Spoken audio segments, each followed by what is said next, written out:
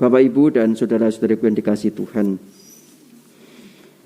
apa yang akan kita lakukan kalau orang yang kita cintai, orang yang kita sayangi, atau keluarga kita ada yang mengalami sakit? Apalagi saat ini ada saat-saat corona gini ya. Pada keluarga kita atau saudara, teman, dan sebagainya, kerabat, atau orang yang kita sayangi ya, yang sakit. Apa yang akan kita lakukan? Tentu kita akan berusaha, berjuang keras untuk memberikan atau membawa dia mungkin ke dokter, ke rumah sakit, mengusahakan kesembuhannya yang penting. Pasti kita akan berusaha, berjuang bagaimana supaya dia sembuh, bagaimana supaya dia bisa kembali baik, kembali sehat. Maka kita berjuang, berusaha untuk membawa dia ke dokter yang paling baik. Ya, dokter ini nggak bisa ke dokter yang sana, dokter sana nggak bisa ke dokter sana, terus dan sebagainya. Kita akan berusaha dan berjuang. Mungkin juga kalau harus masuk rumah sakit, ya rumah sakit yang terbaik, yang kita bisa, yang kita mampu. Namun bagaimana kalau kita sudah berjuang semaksimal mungkin, tetapi tidak ada perkembangan apapun juga? Seolah-olah semuanya sia-sia saja. Tidak ada kemajuan sama sekali. Apa yang akan kita lakukan? Saudaraku yang terkasih, bacaan Injil pada hari ini menggambarkan hal itu. Ada seorang kepala rumah ibadat namanya Yairus. Anaknya yang perempuan sakit keras, dikatakan demikian. Saya yakin sih Yairus ini dia berusaha pula untuk mengusahakan kesembuhan anaknya. Saya yakin ia berjuang ke sana kemari, ia berusaha cari tabib yang terbaik, cari dukun, mungkin zaman itu dukun ya. Dukun, tabib itu mungkin masih ini ya. Dokter itu mungkin nggak ada ya, tabib itu dokter itu ya. Dia berusaha mencari yang terbaik untuk anaknya. Tapi anaknya nggak sembuh-sembuh. Begitu pula dengan seorang perempuan, seorang janda, dikatakan demikian. Dan yang hebohnya lagi, sudah 12 tahun sakit pendarahan. Kita aja terluka kena apa gitu, kena iris apa gitu, terluka sedikit aja, berdarah sedikit aja udah sangat sakit sekali rasanya ya. Apalagi 12 tahun pendarahan, bisa dibayangkan betapa sakitnya dia. Bisa dibayangkan seperti itu. 12 tahun. Dan dia dikatakan di sini, dia sudah berjuang, berusaha untuk memperoleh kesembuhan. Tetapi berbagai macam cara telah dilakukannya. Tetapi nampaknya sia-sia saja. Bahkan hartanya juga sudah terkuras habis untuk kesembuhannya, tetapi tidak ada hasilnya. Lalu dia ingat akan Yesus. Juga pemimpin rumah ibadat ini juga ingat akan Yesus. Ia mempercayakan kepada Yesus. Maka kemudian Yairus ketika tahu Yesus datang ke tempat itu, ia kemudian mengatakan kepada Yesus. Ya dikatakan tersungkurlah Yairus di depan kakinya. Dengan sangat ia memohon kepadanya. Anakku perempuan sedang sakit hampir mati. Datanglah kiranya dan letakkan tanganmu atasnya. Supaya ia selamat dan tetap hidup. Seorang kepala rumah ibadat. Kalau zaman dulu itu kepala rumah ibadat itu adalah seorang pemimpin ya. Tinggi dia posisinya ya. Kepala rumah ibadat. Ia datang kepada Yesus, tersungkur di hadapan Yesus dan memohon supaya Yesus menyembuhkan anaknya yang sedang sakit.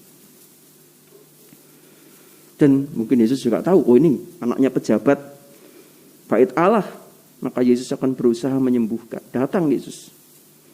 Ketika dalam perjalanan, janda ini mengetahui bahwa Yesus akan lewat di situ. Ya kemudian ya karena mungkin takut dan mungkin karena sakit ya, untuk berjalan pun sakit saya rasa.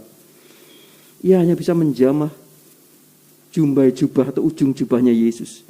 Namun yang menarik di sini ia percaya, asalkan ku pegang saja, ku sentuh saja jumbai jubahnya, aku akan sembuh. Nah, ini luar biasa. Dan ketika ia menyentuh jumbai jubah atau ujung jubahnya Yesus, ia mengalami kesembuhan. Bapak, Ibu, dan saudara-saudara yang terkasih dalam Tuhan, apa yang sebenarnya ingin dikatakan dalam bacaan Injil pada hari ini?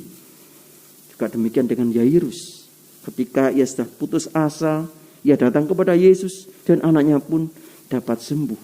Apa yang bisa kita petik dari sini? Yang kita bisa petik adalah kita dapat melihat bahwa Yesus adalah penyembuh yang ajaib. Dia adalah Tuhan yang selalu memberikan perlindungan kepada semua orang. Ketika kita bersandar kepada Yesus, maka percayalah, Yesus akan memberikan kita perlindungan dan kasih serta kerahimannya kepada kita. Asalkan saja kita mau percaya. Hanya saja kadang-kadang kita tidak bisa melihat kehendak Allah dalam hidup kita. Sehingga kita melihat masalah-masalah hidup kita itu seolah-olah masalah yang paling berat. Dan kita orang paling malang di dunia. Namun ketika kita percaya pada Yesus dan meletakkan diri kita, hidup kita kepada Yesus, percayalah, Ia akan memulihkan segala sesuatu untuk kita. Ia akan menyembuhkan kita, Ia akan menyelamatkan kita, Ia akan memulihkan kita, Ia akan memberikan kita kekuatan. Setidaknya seperti itu. Maka saudara-saudara yang terkasih dalam Tuhan, kita diajak seperti Yairus, kepala rumah ibadat ini, dan juga seperti janda yang 12 tahun pendarahan ini. Kita diajak untuk beriman kepada Dia. Datang kepada Yesus, beriman kepada Yesus. Mengandalkan Yesus. Kadang-kadang kita memakai usaha kita sendiri dengan berbagai macam cara. Ketika kita memakai usaha kita sendiri dengan berbagai macam cara, kita akan kecewa. Kita akan merasa sia-sia saja. Seperti tadi, janda ini dikatakan sampai hartanya habis terkuras.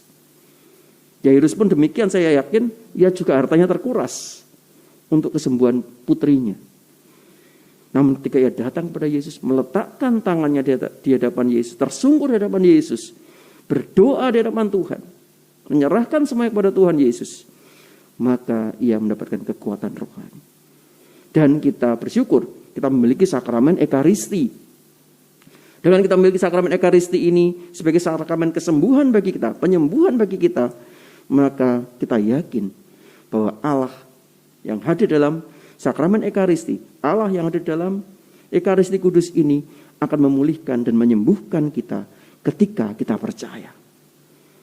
Maka saudaraku yang terkasih dalam Tuhan, mari kita mohon rahmat Allah melalui peran Ekaristi yang kita rayakan pada siang hari ini, agar supaya kita pun juga selalu meletakkan diri kita, menyerahkan hidup kita dengan kerendahan hati kita kepada Yesus, agar Ia senantiasa memulihkan kita. Dan kita mohon rahmat Allah agar supaya kita pun mampu mewartakan belas kasih dan cinta kasih Allah ini kepada semua orang. Agar semua orang pun boleh merasakan kasih Allah, penyertaan Allah, dan tentunya boleh mengalami kegembiraan karena Allah telah memulihkan, Allah telah menyembuhkan. Berkat Tuhan menyertai kita sekalian.